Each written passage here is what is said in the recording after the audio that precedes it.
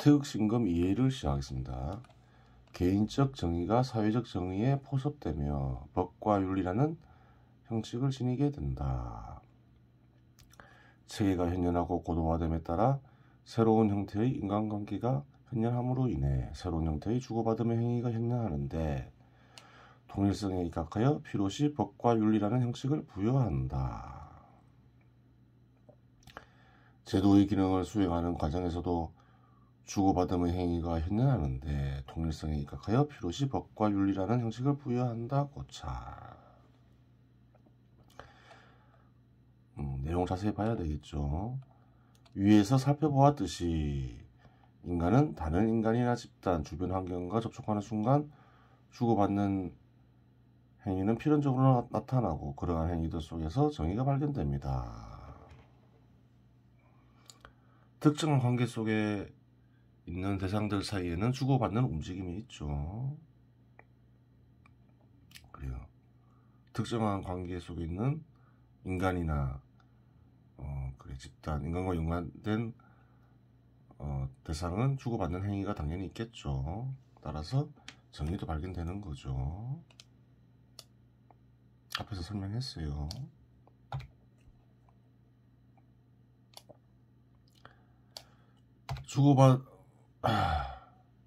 주고받음의 행위가 정확하게 이루어지는 경우가 있는가 하면 누군가 득이나 해를 입는 경우도 발생합니다. 그렇죠. 주고받다 보면 그래요. 득이나 손실이 발생할 수 있어요. 수많은 구체적인 질들이 형성되어 수많은 경우의 수를 낳게 되는 것이지요. 제도는 필요한 경우 문장을 만들어내어 사회 구성원들의 행동을 윤리나 법을 통해 제한합니다. 그렇죠. 제도는 필요에 따라서 어떤 수단을 동원하나요? 뭐 법이나 윤리를 동원할 수도 있고 관습을 동원할 수도 있겠죠. 거짓말은 나쁜 짓이다. 부모를 공격하라. 형제는 우애가 있어야 한다. 친구 간에 배신하지 마라. 이웃 간에 돕고 살아라. 상그릇이 신용을 지켜라. 사기치지 마라. 간통하지 마라. 살인하지 말라.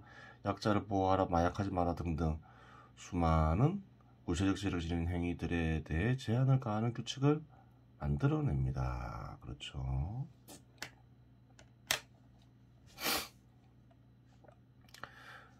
구체적인 죄를 지닌 행위들은 여러 분류 방식으로 나눌 수 있겠으나 간단하게 4가지 범주로 나눌 수 있습니다. 한번 볼까요? 선이면서 제도의 힘에 보탬이 되는 것, 외양내야.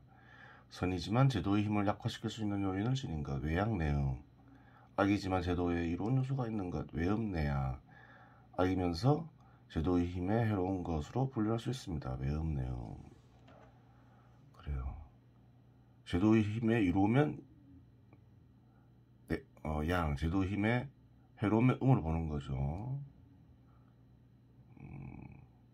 여기서 선과 악은 그래요. 타인이나 타집단에 의도적으로 피해를 끼치는 걸 가리키죠.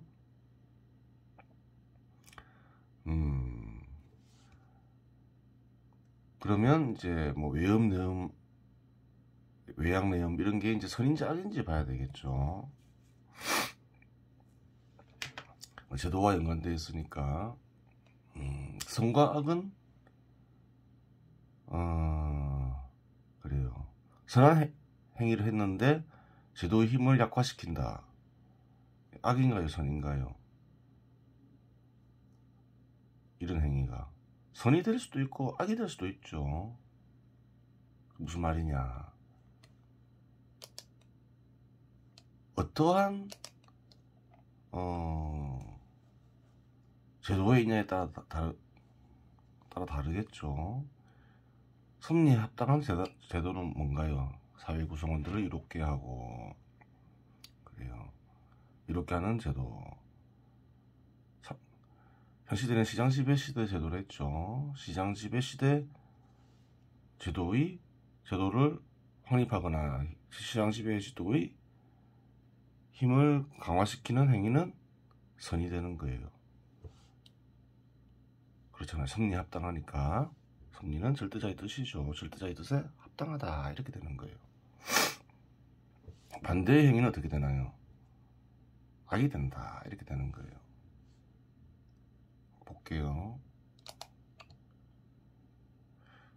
설이면서 제도의 힘에 보탬이 되는 것, 외양내양이죠. 근데 그 제도가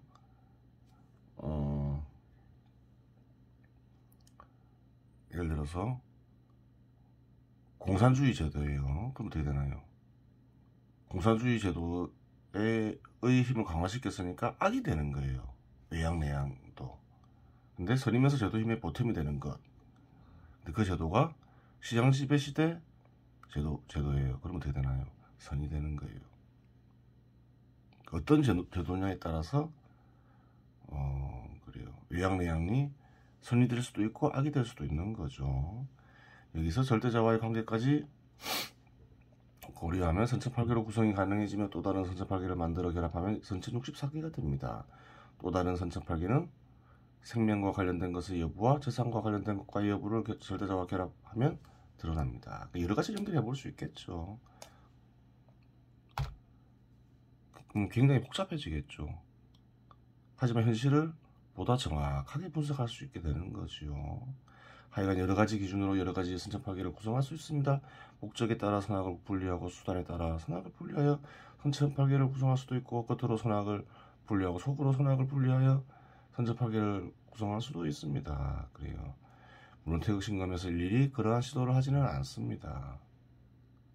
그렇죠.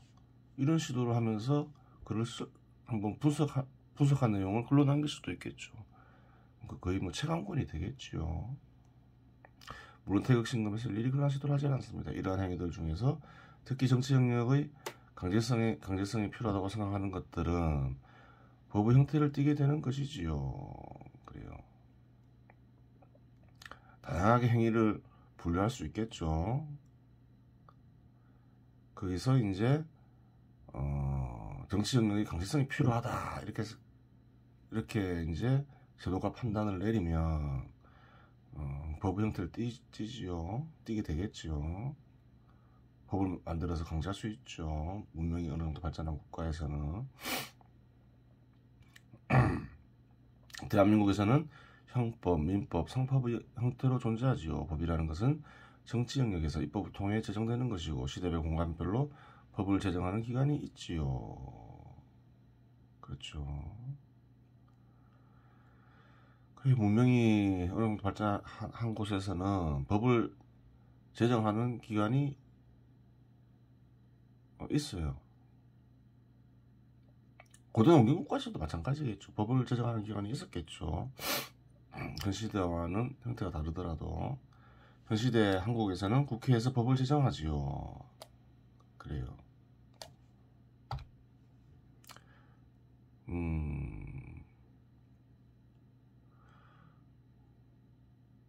법을 제정하는 곳이 법을 좀 광범위하게 보면 행정부도 법을 제정하겠지요. 제정하고 있지요. 국회가 제정하는 것은 주로 제정하는 게 뭔가요? 법률이죠. 법률을 또 제도를 집행하기 위해서 규칙을 만들잖아요. 규칙도 광범위하게 보면 법의 일종으로 볼 수도 있겠지요. 법으로 제정되지 않은 것은 윤리의 형태를 띱니다. 하지만 중요도는 변화하는 것이니 법의 영역에 있던 것이 윤리 영역으로 포섭될 수도 있고 윤리 영역에 있던 것이 법의 영역으로 포섭될 수도 있는 것입니다. 그렇죠. 그런 경우는 그런 사례는 많죠. 예전에 설명했죠. 그래요. 예전에 저번에 설명했던 내용이죠. 현 시대에서는 관습법 윤리가 각자 발전할 수 있다. 그래요. 법과 윤리 사이에 있던 것이 법, 윤리, 관습 사이에 있던 것이 여기 있을 수도 있고 여기 있을 수도 있죠. 그래요. 이쪽으로 가거나 이쪽으로 갈 수도 있는 거죠. 그쪽으로 갈 수도 있고 왔다 갔다 하는 거죠. 행위에 대한 행위들이 이제 범주들 왔다 갔다 하는 거예요. 체계가 고도화되면 새로운 형태의 주고받는 행위들이 발생하지요. 계속 변하죠. 발전하면서. 그럼 새로운 형태의 행위들이 나오는 거죠. 예를 들어 시장 질서가 발전함에 따라 금융시장이 고도화되고 그에 따라 유가증권을 거래하는 행위가 발생하니 제도의 필요성에 의해 증권거래법이 생기고 그렇죠. 고대 농경국가에서는 주식이나 채권 같은 걸 거의 거래 안 했죠. 많은 사람들이 거래하게 되면 어떻게 되나요? 그야 또 그와 연관된 법이 생길 수 있는 거죠. 다른 제도의 경제 체계와 이어지는 과정에서 외화의 거래가 발생하니 제도의 필요성에 의해 외환관리법이 생겨나는 것이지요. 그래요. 다른 나라와 거래가 활발하게 이루어지다 보니까 외환관리법이 생기지요. 다른 나라가 거래가 없는 경우, 예를 들어서 고대 농경국가 같은 경우는 국가는 타국가와 거의 거래를 안 하죠. 자급자족 하니까. 그런 곳에서 외환관리법이 있진 않겠지요. 제도의 기능을 수행하는 과정 역시 인간들을 통해 진행되는 것이니 주고받는 행위가 필연적으로 나타나고 그렇죠. 특정한 관계 속에 있는 대상들 사이에서는 주고받는 움직임이 반드시 있다 그랬죠. 제도의 필요성에 의해 통일성의 바탕하에서 법이 만들어집니다. 통일성이 항상 작용할까요? 그건 아니라는 거예요. 의지가 발동해야지 통일성이 부여가 되는 거죠.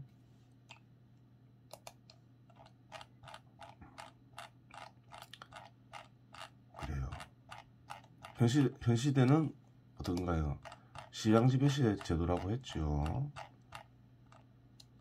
시장지배 시대의 제도의 의지가 발동을 하면 시장지배 시대의 제도에 합당한 법이나 윤리가 만들어지는 것이지요. 가습도 그러하고. 시장지배 시대 제도가 약화되거나 다른 제도의 의지가 발동하면 어떻게 되나요? 다른 법률이나 관습, 윤리가 생기겠죠. 사회 전체적으로는 통일성이 깨지겠죠. 시장지배 시대 제도의 그래요. 의지가 일관되게 발동하지 않을 경우 이제 사회 전체적으로는 혼란이 오는 것이지요. 그렇게 되는 거예요. 제도의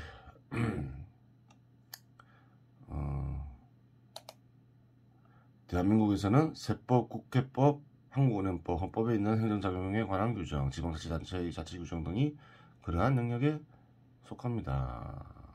그래요.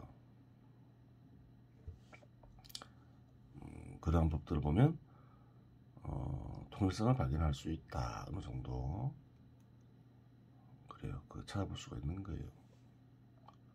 완전하게 통일성이 완전하게 완전하진 않겠죠.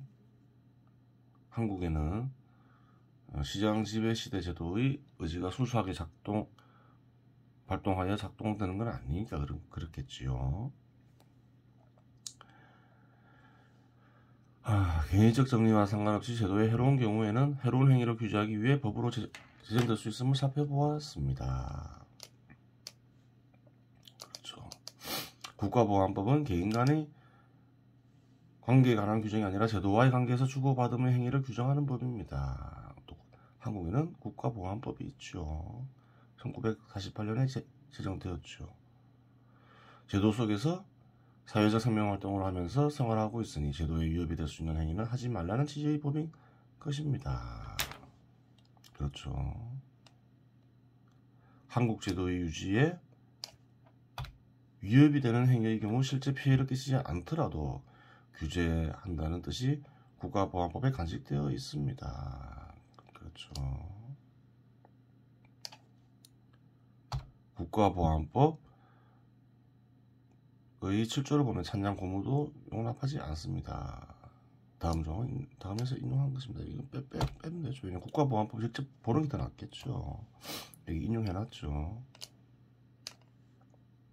한번 인용 볼까요?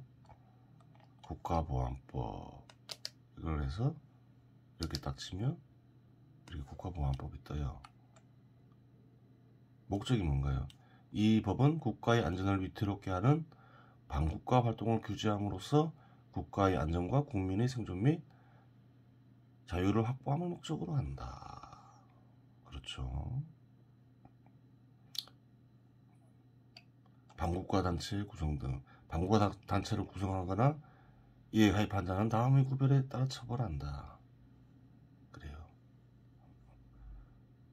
제도를 보호하기 위함이죠. 제도와 국가를 보호하기 위함이에요. 제도와 국가를 보호하는 건 뭔가요? 사회국 구성원들의 생명과 재산을 보호하기 위해 만들어진 법이죠. 국가보안법에 대해서 안 좋게 생각하는 이들이 많은데 그래요. 잘못된 생각인 거예요.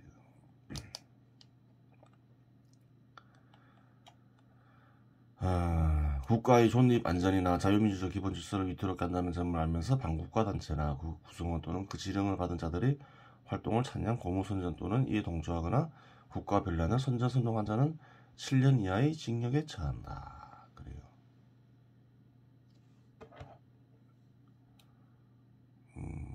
그래요.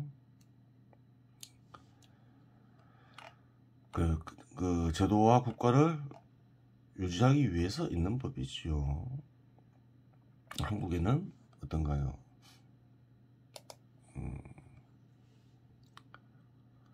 빨갱이들이 많죠. 빨갱이들은 어떤가요? 처벌당할 가능성이 굉장히 많죠. 그래서 국가보안법을 없애려고 하죠.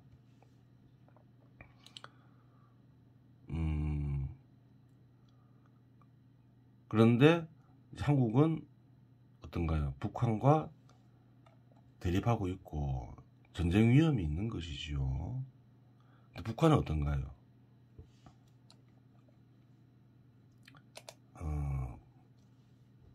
빨갱이 나라인 거죠. 빨갱이 나라와 한국과 전쟁이 일어나면 어떻게 되나요? 한국에도 빨갱이들이 있다 했죠. 북한과 협조할 가능성이 많겠죠. 문제는 거기에 있는 거예요. 찬양 고무까지 이렇게 찬양 고무도 용납하지 않는 이유는 더 강화돼도 상관이 없겠죠. 전쟁 발발 시 빨갱이들은 북한 편을 들기 때문에 그런 거예요. 그게 이제 문제가 되는 거예요. 과거에 그런 사례가 있죠. 한국에서 다른 나라도 찾아보면 있겠지만 6.25 때 빨갱이들은 북한 편을 들죠. 실제로 빨치산도 있고 그랬죠. 그래서 한국에서는 항상 빨갱이들을 청소해야 되는 입장인 거예요.